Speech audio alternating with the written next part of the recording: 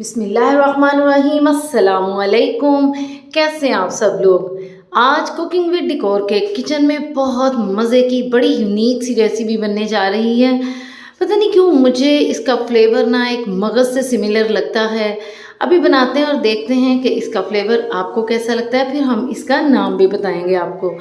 चलें जी, स्टार्ट करते हैं। आधा कप से पौना कप मैंने ऑयल ले लिया है, उसके अंदर ज़ीरा डाल लिया है। ठीक है, ज़ीरा अगर बच्चों के मुंह में कड़कड़ा सा आता है आप इसको स्किप भी कर सकते हैं।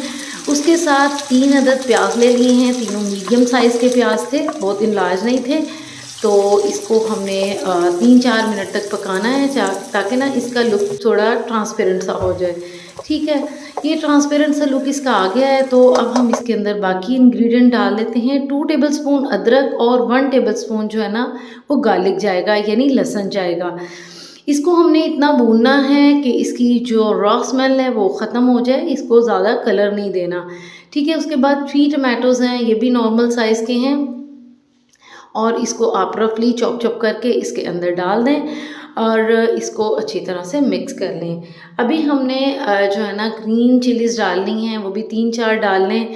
तो उसके बाद हमने अब जो टमाटोज़ हैं ना इसको थोड़ा सॉफ्ट करना है, तो थोड़ा सा हम पानी ले लेंगे और इसके ऊपर फिर लिड कर लेंगे और उसको थोड़ी देर के लिए हम छोड़ देंगे। ठीक है, चलें जी, हम इसको लिड करके रख देते हैं और अब हम वेट करते हैं। बिस्मिल्लाह। अब हमने क्या करना है कि ये मैशर ले लिया है और इसके साथ जो हमने सॉफ्ट किए हैं टमाटोज़ उसको मैश कर लेंगे।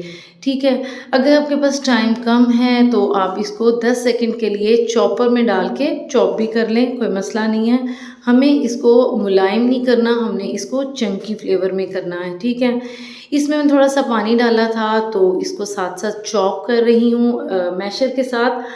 वो आपने भी इसको इसी तरह से लुक दे देनी है। 4 अदद अंडे हैं और इसको पील ऑफ कर लें और उसके बाद जो है ना हमने इसको क्रशर से क्रश कर लेना है।